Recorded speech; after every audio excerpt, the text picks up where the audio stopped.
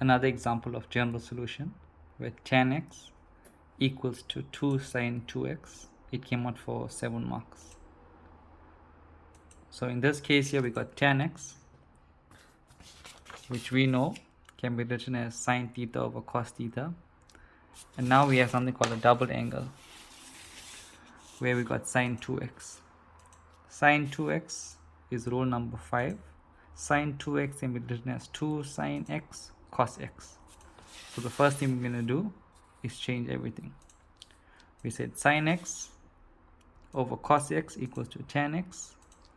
Sine 2x is the same thing as saying 2 sine x cos x. Still bring the 2 down.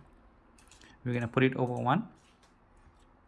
Now with general solution, you can't do cross cancellation. You have to keep everything all with you to create more solutions. So since we got cos x in the denominator, we multiply both sides by cos x. So the cos x will cancel. From there we'll have something called sine x. Cos x times cos x is cos squared x. So we're going to bring everything one side and equate it to 0. So what we did was we took the sine x over, it became minus sine x, and we equated it to 0. After that, we look for a common factor. We took out sine x as a common factor. Sine x, open brackets, 4 cos x squared minus 1 equals to 0. After that, we'll say first bracket equals to 0 or second bracket equals to 0. So let's do the sine x equals to 0 first solution. We'll say sine x equals to 0. We're going to do a reference angle. We'll take our calculator. We'll do shift sine 0. Get an answer 0. Sine is positive in quadrant 1 and quadrant 2.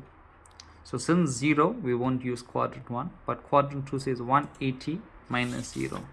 So we'll say 180 minus 0 is 180 plus k 360 k element of z.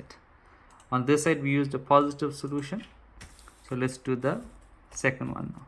So it says 4 cos squared x minus 1 equals to 0. We take the 1 over, it becomes positive 1. Divide both sides by 4. We got cos squared equals a quarter. Now we can't find a general solution for a squared, so we square root both sides. So cos x equals to root of a quarter. Root of a quarter in our calculator is plus or minus half. But since we use the positive solution on this side, let's use the negative solution on this side.